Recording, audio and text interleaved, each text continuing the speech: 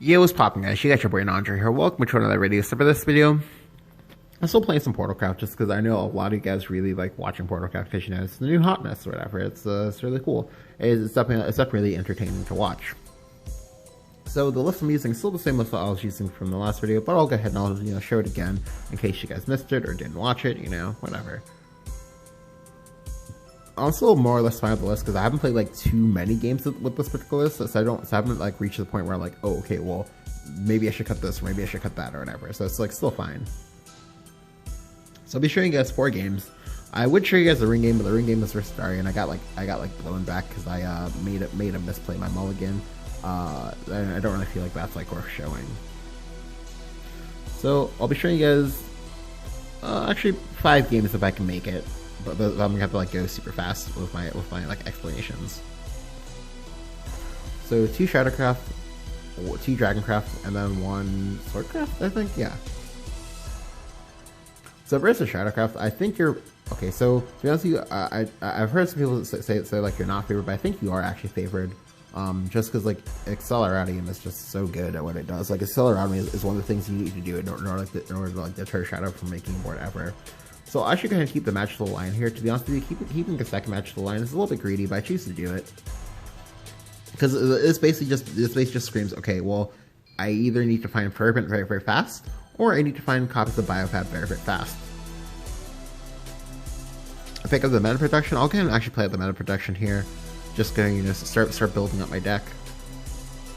I pick up the Hawk Robbie. Hawk Robbie is good, but it's not the best. It's not usually what I want in this match because in this match you want to try to go as wide as possible every single turn. I pick up the Iron Staff mechanic as well. That's fine.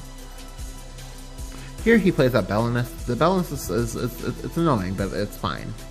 I'll actually go ahead and choose a trade here, I believe. Actually, no, I'm not trading. So the reason I chose not to trade is because ultimately, like, I only get punished here if he has Zombie Party, and if he has Zombie Party, he'll still want to trade, and that's fine for me. Instead he gets face, which is, you know, it's fine. He did have to use Zombie Party, so now I'll actually go ahead and choose a trade. I choose a trade in order to play around Catacombs. Here I'll go ahead and build up my library. So I'm in a good spot. Like, I have Hawk Robbie next turn and to Machina on the turn afterwards. Unfortunately for me, he did just play an Andre and Eva the Andre, so he's possibly tagged at least five units with it, which is really annoying. But you know, it's fine. It's whatever. So here I had a lot of different options for what I could have chosen to do. I'm ultimately going to go for this line though, and this line is possibly like suspect, but that's what I'm choosing to do just because like it lets me deter him from keeping a board the best. When I play out the puppet, I'm actually going to head and play out the one that's animated as opposed to the one that's not animated, because like if he's actually paying attention to that, he will actually know that I copied the puppet, and I want to go ahead and hide that information. That's very, very important that you do so. So this way, yet again, I have 2 creatures on the board, and he has no creatures on the board. I want to go ahead and I want to keep it going like this, because as long as that holds true, he's going to lose the game. Like here, yeah, he only has 1 creature in play, like which means I get to play whatever I want to play out this turn. I'll go ahead and actually choose to play out Machina. However, to be quite honest with you, playing out actually Hawk Robbie this turn is better. The reason why playing out Hawk Robbie this turn is a little bit better is because this way you also get to play the puppet, the Analyzer Artifact as well. So this way you can also go ahead and hold the Evo if you want to, and also not get yourself Necro Assassin. There we go. Yeah, so here he plays the Necro Assassin like I expected. That's fine, doesn't matter, because now I have my Hawk Robbie going, so I can go ahead and pop off this turn if I want to. Okay, so I also sequenced this incorrectly. The correct play is to actually go ahead and go Hamlin first, copy this, play this, then play Hawk Robbie. So this way you get more creatures in play all at once.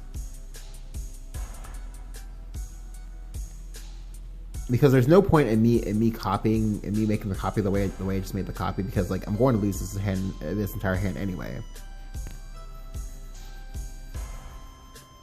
But here he plays out Shadow Reaper. I'm like, oh god, oh no. And he also plays out Catacombs to go with it. Yeah, 7 mana Catacombs Shadow Reaper is, Shadow Reaper Catacombs is actually really strong if you had a pre-existing board. However, he does not. He then also decides to make a very interesting play. I didn't agree with this play at all. It made no sense at all. But I'm not sure why he's doing that. But hey, whatever, it's fine. But this turn I get to go off because like when you draw the Machina or whatever, and you get to like, you have like a pre-existing deck of like already loaded with artifacts and whatnot. You get to put yourself in very fortunate situations like one we're about to see me in now, where I get to fully clear his board and do whatever I want to do on this turn. Like if I want to, I can go ahead and proliferate a bunch of analyzer artifacts, which I might choose to do, but I don't have to do it, and that's a big deal.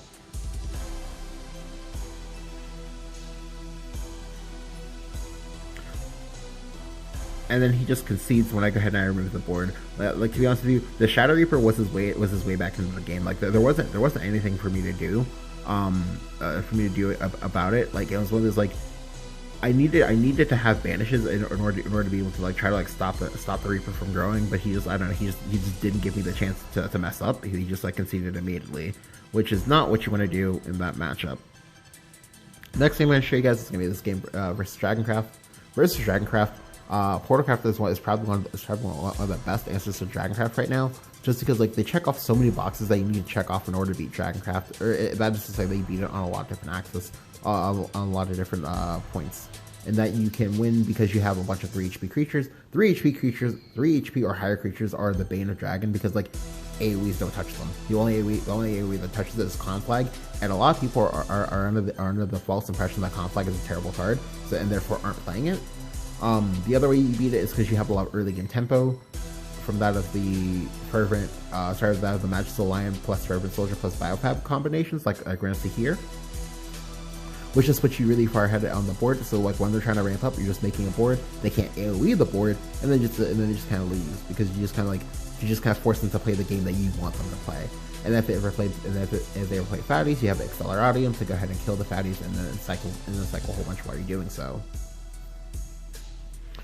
He plays with Blazing Breath here, and that's fine. Like he ramped or whatever. Next turn, I'm assuming he's going to have Fervor because he only redrew 1 card, and then he played a Singer, so there's a pretty strong chance we'll draw into the Fervor, and then we'll get the Fervor. So I'll go ahead and play my Fervor Machine Soldier here. I'll actually choose the Biofab this turn, but I won't actually play the Analyzer Artifact because I want to try to play around Breathless Salamander this turn. I also want to try to play around him just like making the trade here. If he wants to make a trade, I want the trade to be as bad as possible, or for me to be able to make the trade on my terms. He plays up here at Singer here, and then he passes. To be honest with you, this is one of the turns where I'm gonna mess up. I'm gonna mess up a lot because I just didn't play around like expected things. So if this were me and I were in his situation, I would have made that bump on purpose in order to like dissuade my opponent from wanting to evolve, or if he does evolve, for him wanting to like make a board, because like, oh, why would you make that play unless you have Breathless Salamander, correct? Well, that thought occurred to me, but it didn't occur to me before I had like already like queued in my attack. I'm also gonna play at the Iron Forge Fire Devour because that's a winning play. I'm also gonna play at the Zerkos now, just because if he doesn't have the AoE, that's fine.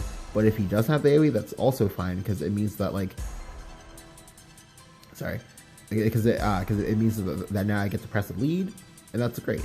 Here he evolves, he plays Scythe there. That's really unfortunate for me. I'm hoping he does have the Blazing Breath here for the full clear. He thankfully doesn't. So now what I can do is I can actually go ahead and actually go wide again if I want to, by going say Icarus, maybe say Evolve Icarus if I like, and then go ahead and play out the Match the Lion. Instead, what I'll do is I'll actually go ahead and I'll actually bump in first. Draw my card. I go back into Resonance, and now I'll go ahead and play Hakurami. I'll draw 2 cards. In this case, it'll both be Analyzing Artifacts. This is actually very, very good for me now, because what I'll do here is actually go ahead and pre-evolve. He just used a Scyther, and we're gonna go ahead and confirm if he does have Saha. If he has Saha, he has to use it on a single target, and that feels very, very bad for him. Instead, he passed altogether. So this pass is very, very suspect. It means that most likely what I'm expecting to want to do this turn is for him to want to Israfil me. Now, there's no real good play into the Israfil. except for this except for this iron staff mechanic, which I just made a copy of on purpose. So this way I can go ahead and just which I can just go ahead and just block it off. If he has the Israel, that's fine. If he plays the Israel, he's going to heal for 4, but take 6 more, and I'm going to go ahead and hit him for a lot. Instead, he plays Conflag, so I'm like, okay, do you have the Blazing Breath too? And instead, he has to give me a Breath of Sirens. That's actually very, very good for me, because he has to use up 2 AoEs to get rid of the board that I'm just going to make again. Like, I just get to basically just play the game of, oh, okay, well, I make a board, you answer the board. If you don't have an answer, you lose the game.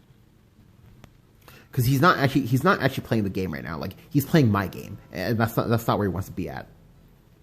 So again, I'll make another board. I'll go ahead and actually hold back the analyzing artifacts, just because like I can use those with like Celeratium. And so here, when he plays up the Zeus really feels bad, man, because it's basically gonna die on board. When I pick up the third analyzer, I'm like, okay, all right, we're about to go in. So I'll go ahead and actually play up the. All right, so I'll go ahead and play up the Hakrabi first. I'll play up the Hakrabi first in order to search for my artifacts first. I'll go ahead and play up Acceleratium. I make this play because this way I'm not actually punished. And if I had found a fourth analyzing artifact, this would have been great. But now I can go ahead and start digging for them. I get one more draw to find it. If I don't find it, that's unfortunate, but it's still fine because I'm still in such a commanding position because he hasn't done anything to me. Dragon can only OTK you if they have like Queen and they have a Windmills in play already. If they don't have Windmills in play already, they can't actually OTK you. Unfortunately for me, I do brick on finding the last analyzing artifact, although I might not have had one in the first place, but I don't actually know for sure.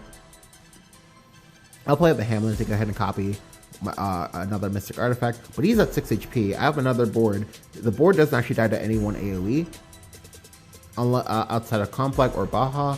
If he has either one of those, I'll just go ahead and just kill it and just cycle a bunch of cards in the process. But instead, he just concedes immediately after playing Queen. I'm not sure what he played the Queen for, but it doesn't matter because, you know, like, he just lost the game. Next game I'm going to show you guys is going to be a game for Shadowverse.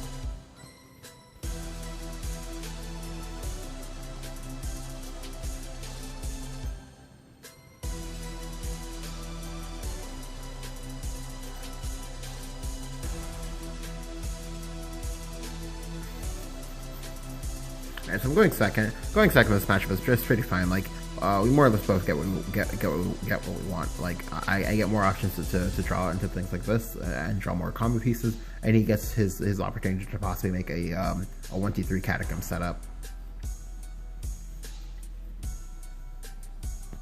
He doesn't have a Goblin on 1, so I'm glad. I have not one but double substitution. Substitution in this matchup is actually really, really clutch. Just because, like, you can use it to bust up Catacomb boards that they make. You can use it to stop it prematurely, or you can deal with it after it's been made. You can also use it to get rid of Immortal Thanes as well, which is really good. And the puppets that you get are also good versus all their skeletons. So here, first off, I didn't really agree with the little soul special play. I also definitely don't agree with him playing at Lurching Corpse. If you want to play at Lurching Corpse here, that's fine. But you need to trade. If you don't trade, you get blown. You get blown to heaven with by me having substitution here, and I have it. Yeah, like I actually kept the substitution, and it pays off here. I get to go ahead and full clear his board, and I get to go ahead and deny him a Lurching Corpse. So if he has Skull Ring here this next turn, that's fine by me. I don't care because it's not going to do anything. Here he goes Zombie Party. He just passes. Like, if he had Zombie Party, he should have used it the turn before, but that's fine. I don't care. Here, I'll go ahead and play up my Frozen Machine Soldier. I pick up the Analyzing Artifact. I'll go ahead and actually play Meta Production, and then go ahead and Biofab this turn, and then go ahead and play the now 0 cost Analyzing Artifact. I'm not going to Evolve. The Evolve doesn't really do anything. And he might possibly have Blade Fiend. If he does, then I'll get blown out for having done that. And instead, he chooses to play Aisha here. The Aisha is such a bad turn because, like, it's not actually doing anything. Like, it dies on board. It dies on board, and I don't have to do anything else if I don't want to. So instead, what I'll do is actually go and play up for Machine Soldier to grab another Analyzing Artifact. Because again, if I'm ahead on board, and I'm also ahead on Ebos, I want to go ahead and stay ahead on board, stay ahead on Ebos, and just put him in more and more bad spots. Here he plays a Skull Ring, and then he plays a Demon Eater. That's fine. Like, if he wants to make an Evolve, the Evolve just dies on board, and that's super bad for him because it's not the spot where he wants to be in. And if I wanted to, I could still just keep playing the trading game the entire time if I wanted to. I wouldn't have to care, because he's already shown me more that he's more or less probably a he's more or less probably just mid shadow and not reanimator shadow. Instead, what I'll choose to do here is I'll actually choose to go on the offensive this turn. I'll go ahead and play up my cat cannoneer, and then go ahead and trade into his one drop. If he has Odile Black Swan here, that's fine. Like, because I'll take 2 damage but draw 2 cards, and I'll still be ahead on board initiative because I have the puppet in my hand to clear it off. So, but he might have forgotten about that, which as we see now he did. So he'll go ahead and make the trade. So now I draw 2 cards. I go back into Resonance. I go out of Resonance. I'm sorry. Here I'll go ahead and play Machina here. I choose to play Machina here because it lets me play it at a good enough time where I'm not going to go into Resonance, because I do want to hold off on going to Resonance just yet before I go ahead and make some of these cards. But ultimately, I changed my mind and I decided to go for it anyway, just because like I want to try to find the Acceleratium just to make sure he can't actually make a board. Here he plays on Mortal Thane. That's fine. It doesn't matter. Like, the Mortal Thane just kind of like dies. Like, I'm also not going to take any damage from it really, and he's going to lose everything he has. So here he has to give me his last Evo. I still haven't used a single Evo point, by the way. And now I definitely won't need to, because of the combination of Acceleratium plus Hakrabi plus all of this. So I'm in a very dominating spot right now. So I'll go ahead and play out the Acceleratium into the Hakrabi, get my 2 cards. I pick up 2 more Analyzer and Artifacts. This is great. So now I'll just be over here gaining mana. So it's currently 3 cards played for me this turn. I pick up the substitution on top of that. Pick up the 3rd substitution will just like seal the deal. I'll go ahead and substitute out the Thane. This way he doesn't get the ward. I'll keep making trades, by the way. I do actually make that trade in the incorrect way. You're supposed to trade it into the White King first, into the White first, so this way you don't take 1 extra damage. But at this point, I'm so far ahead, I could press random buttons this game and it wouldn't actually matter, he would still die. But definitely, don't misplay it if you can avoid misplaying. I also did make another misplay as well. I should have played the one more Analyzer Artifact. However, you can argue that's not a misplay to not play it out, because you can go ahead and you can like use it with Hamlin the next turn. But still a misplay because I have the Icarus in my hand. But this is fine. Like, he only just barely has enough shadows for Ektar. If he wants to play Ektar here, that's fine. But like, the Ektar has to be used to trade. If you have to trade with your Ektar, you feel really bad about having to do so. But unfortunately for him, he doesn't have it. He decides to make a Catacombs board. That's not good because he's actually dead on board. So yeah, like I won the game. I didn't need to use a single Evo, and that's, it's just portalcraft in a nutshell sometimes.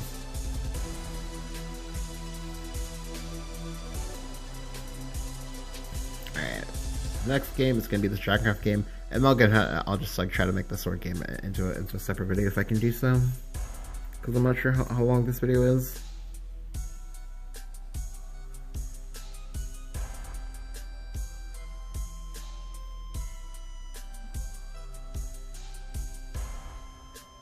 So I'm going second again. Like I said, I like going second. I like going second a lot versus Dragon. I know a lot of people don't really like going second versus Dragon, but I actually like it a lot. The reason why is because like when Dragoncraft runs out of Evos, like they're in a really awkward spot. Like it's part of why you see so much Saha in the first place, just because like Dragon has a very heavy reliance on Evos. Like you need Evo for Sybil in order to make her not like a bad play. You need Evo for Isabel to make her not a bad play. Like it's a very tenuous situation for them. And this deck can pressure Evos a lot. So he passes on 2. We see that he redrew 2 cards, so we can safely assume that like he probably kept like, I don't know, maybe say ILM or maybe say Sybil. Either or, that's fine. I don't care. It was most likely Sybil though. He plays Singer here. That's fine. The other good reason for why you want to go second versus Dragon is because like you want to deny them from using the ILM to ramp. So here I'll actually go ahead and play up the Heroic Machine Soldier. Picks up an Ancient Artifact. I'll go ahead and just bump in and just pass. I want to try to get the Biofab onto the rating artifacts made from Ironforge Fighter. Here he plays up the Master of Draconic Arts. This one kind of surprised me a little bit. So I'm like, okay, maybe he's PDK. If he's PDK, then these substitutions are great. They're amazing. What I'll do here is actually go ahead and play out the Ironforge Fire. I'll go ahead and evolve it.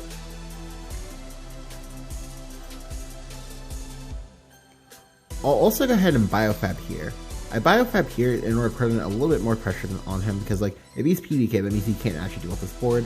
Well, sorry, in general, he can't actually deal with this board. The best way for him to deal with this board is for him to like randomly have Dragon Run Quake.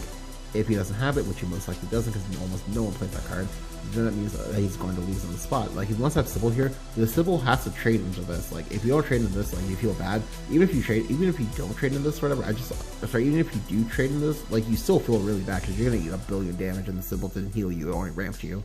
So, yep, so we'll see him go ahead and make the trade.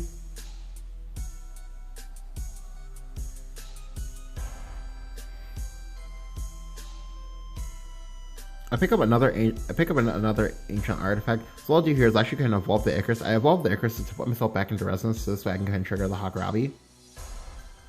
Now you might be wondering why I chose to hold up on the Radiant artifact. The reason I chose to hold up on the Radiant artifact is because like he doesn't know it yet, but he needs to have conflict for this board or he dies. If he wants to have BS Saha Israfil, the Saha Israfil, you know, it's cute, but it doesn't actually clear the board because I have numerous creatures that are above 3 HP. With the Saha Israfil, you want it to be in a spot where the Israfil cleans up like all the units but like one, and then the Saha will just, you know, evolves if it needs to and clears up the other unit. So I want to go, you know, just hide lethal because like this represents 6 damage because of the Evo. Yep, he has a Saha for the Israfil, but that's checkmate because yep, he didn't realize that he was dead or just, you know, he was in a really bad spot because he didn't get his like initial ramp. So yeah, he's just dead. Feels bad, man. And of course, I'll just go ahead and play out the Radiant artifact.